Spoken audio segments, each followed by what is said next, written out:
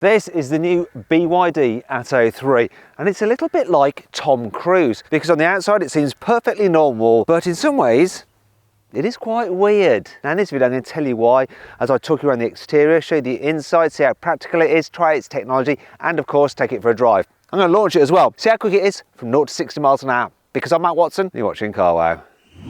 Buy, sell, Car Wow.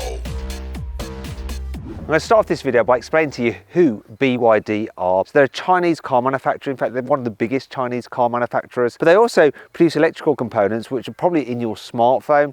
BYD stands for Build Your Dreams.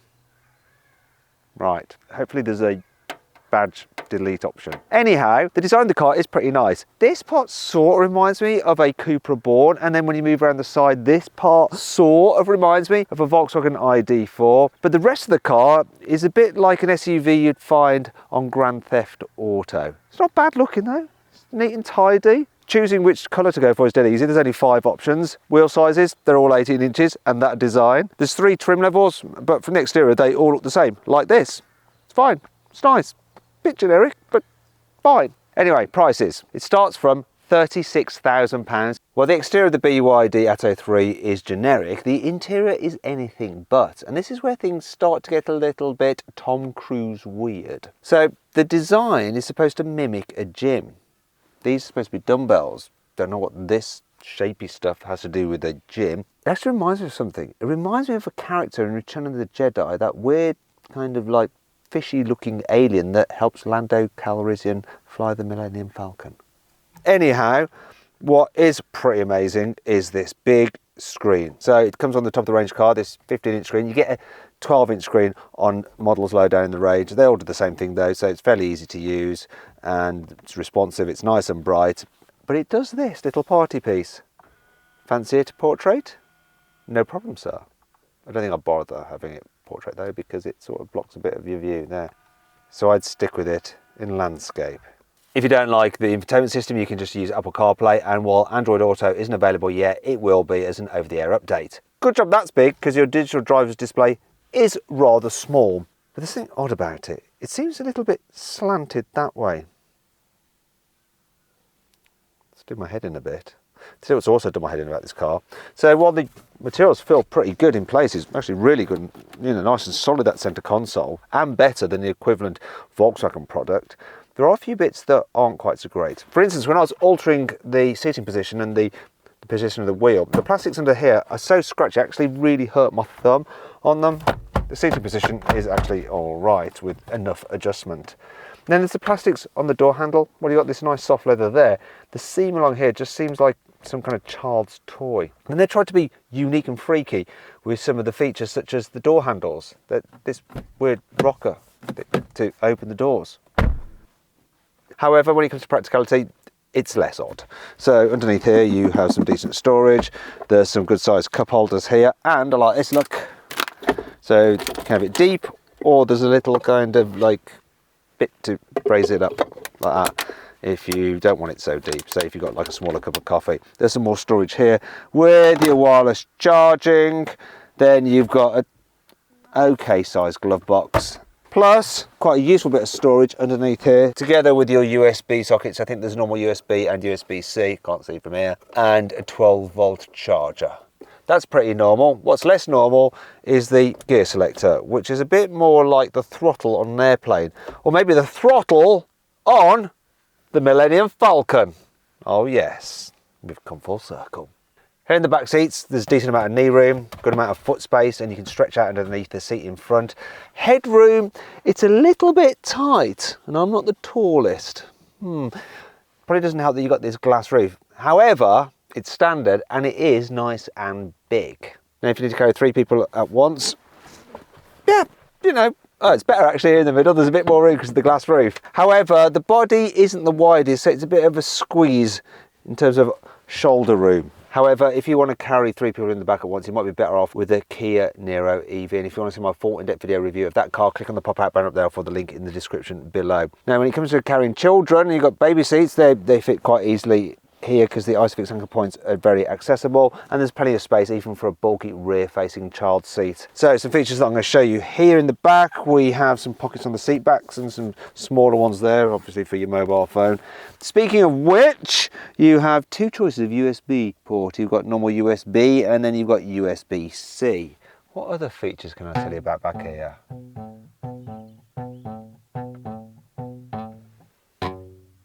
Oh yeah, that. And before I tell you about that, let's check out the boot. The load capacity is 440 litres, which is a little bit down compared to its key competitors, but not so much that it really matters. And it's quite a practical square boot. There's hardly any low lip to lift things over, so it's still easy to slide things in and out. And when you fold down the rear seats to carry larger items, the good news is they lie completely flat, so it's dead easy to just slide things straight to the front. Now, obviously this is an electric car. Let's check out the front boot. So underneath the bonnet you have a carefully considered recessed space there for soft bags and the like. Yeah, look, perfect. It's totally designed to go there. That's probably not a good idea, is it? Why don't they just actually do something with that space and like fill it out so that you could use it as a front boot? Anyway, that brings me on to 5 annoying things about this new Build Your Dreams Atto 3. There's these elasticated strings for the door bins to hold your bottle in place, and they do work, look. Now, they're actually a bit of a gimmick because they're designed to be like guitar strings so that you can play them.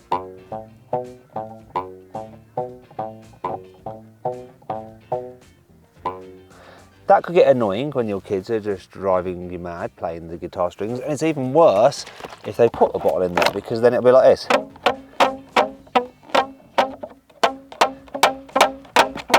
Shut up! Shut up! I've told you to shut up! You can't get lumbar support on the front seats on any model, which is a bit odd considering you can get electric seats. I thought they'd have included that. Shame. There's no little guides or retainers for the rear seat belts, so when you fold the seat backs down, they go like that, get behind there, you put it back up and snag and it's not that hard to figure out, car makers, right? It's not that hard. Stop this from happening. It's like 2023. Well, it's great that the doors cover the sills, which means that they don't get dirty, so when you get in and out, you don't get muck all over the back of your jeans. They don't seem to be sealed at the front, so if you go through muddy puddles and stuff, you get all the crap just gathering in the bottom part of the door. Look at all this. Look at all that. Blech. The boot release is really low down, and this part gets covered in grime if it's bad weather. Then when you open the boot, you get dirt on your fingers. Also, the reversing camera is low down right next to the boot release, and that gets covered in grime, and it doesn't have any washer system. However, that does bring on to 5 good things about this BYD. The quality of the reversing camera and the surround view camera is brilliant. Plus you have a 3D mode, look at this. So you can whiz around the car just like in a very expensive BMW. Oh, I want to show you this as well. Transparent mode, so you can actually see what you're driving over. You get this special liner for the boot, which is handy if you have a dirty dog that you need to carry in there. Also, underneath the false floor, there is room for your charging cable shenanigans. And my favourite thing of all, even enough space, come on, the low cover, which means on this occasion it isn't getting yeeted. There's something called rhythm reactive ambient lighting. What that means is that the lights around the speakers will actually pulsate and change colour in time to the music. So let's play a bit of drum and bass. Oh yes, it's like I'm at a rave in my electric car. Anyway, let's stop the music because I don't want to have a copyright infringement. There's ISOFIX anchor points on the front passenger seat, which is perfect if you want to have your baby next to you. I want my mummy. You can turn the car on remotely using the key fob, say from your bedroom window, so that you can have it pre-conditioned, so the air conditioning set your ideal temperature for when you get into it. Perfect if it's really hot outside or really cold outside. The BYD Atto 3 is available with just one motor option, and it's mounted on the front axle, so it's front wheel drive, and it puts out 201 horsepower. There's also only one battery option, so that is a 60 kilowatt hour battery, which is good for a range apparently of 260 miles, but we'll find out about that a little later on. In terms of charging, you have 150 kilowatt DC charging, which will charge this thing to about 80% full in half an hour, and you have AC charging. The entry-level model just gets a 7 kilowatt charger, which is fine for at your house, but the top two specs get 11 kilowatt charging, which you can use a faster AC charger if you have one nearby. If you want to find out what my favourite spec of the BYD Atto 3 is, I've actually configured it using the Carwow configurator. Click the link in the pop-out banner or follow the link in the description below to see exactly what I chose. Anyway, let's drive this thing. So the first thing to note is that over bumps, the suspension is nice and soft. Really nice and soft. I like that.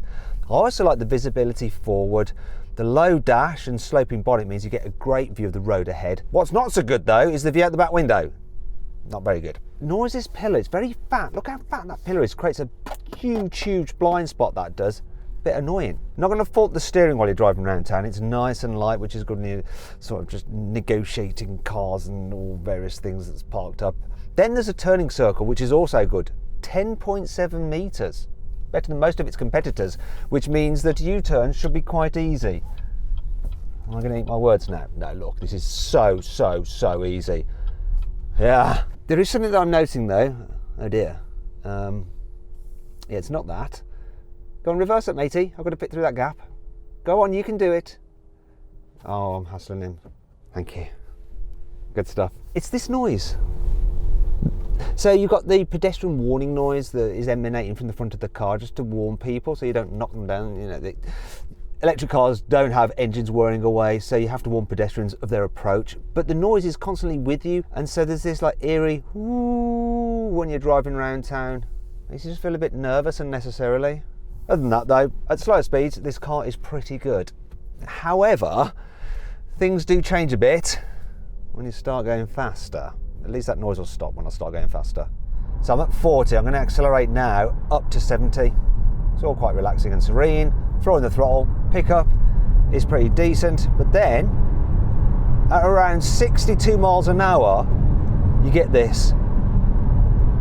And at 70, it's even worse. That's a lot of wind noise. So it reminds me of being on holiday in a caravan on a cliff top in Wales, where the wind would just batter the caravan and keep you awake at night. Yeah, don't bother going on a Welsh holiday. Just get yourself a BYD and drive at 70 miles an hour. Give you a similar kind of effect. Now that brings me on to the efficiency. So this car's supposed to have a range of 260 miles. It's averaging over 1,000 miles, 31.8 kilowatt hours per 100 miles. Do the maths, that's 3.14 miles per kilowatt hour. Then when you multiply that up by the car's battery size, you are talking a real world range this car is achieving of 190 miles, which is about 73% of what it's supposed to be. Not the worst of any electric car I've driven, but something at this price needs to be getting over 200 miles. Bit disappointing. The last thing to do is to try to build your dreams on a twisty road, so I'm going to put it into sports mode. Though it is a bit telling that the press pack, as journalists you're given a press pack with all the information on the car, all it says is that the car has a sports mode, doesn't say what it does. And from where I'm sitting, it doesn't seem to do anything other than change the word to sport on there instead of normal. What's the point of that? Now, that brings me on to the main problem with this car. You see, while the suspension is nice and soft in town, when you're going quicker over lots of bumps, it just never seems to settle. It's very busy. It sort of reminds me of when Brits go on holiday to hot countries and they walk on the hot sand, and they always have to do like about 100 steps instead of like one step, just to keep their feet off the hot sand. So you're like dancing around like that, not really making that much progress. And that's what this car is doing down this road. Another thing about it, the controls. So it does this weird thing when you press the brake pedal just a bit when you're going quite quickly to slow down, then you lift off. Obviously the first part of braking, it's using regeneration and charging the battery to slow you down, but when you lift off the brake, it doesn't actually stop that braking effect immediately. It takes like a second. There's a delay to it. There's also a delay to the throttle. Look, I'm going to press the throttle about a third of the way. Look, that's me actually going like that on the throttle, and nothing is happening. Nothing is happening. Finally, there's a steering. I mean, it is just so remote. It's a bit like you're steering the Mars rover back at NASA's base in Houston, Texas. Oh, it's a real shame actually, because this thing goes around corners pretty well, but you have no encouragement to drive it quickly because you don't feel like you can communicate that well with the car. There's not much of a conversation between you and it because the controls just aren't that great. It's like you're speaking it in English and it only really understands Mandarin. I'll tell you what, an MG4 is definitely better to drive. And if you want to see my full in-depth video review of that car, click on the pop-out banner up there or follow the link in the description below. BYD says this car can do 0 to 60 miles an hour in 7.3 seconds. But what's the reality? I'm going to find out with my specialist timing gear up here.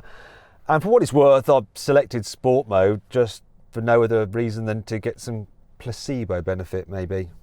Anyway, here we go. A little bit of wheel spin, nicer controlled though, and we're off. Power building relatively decently. The time's good. The time is quite good. 7.01. We'll take that.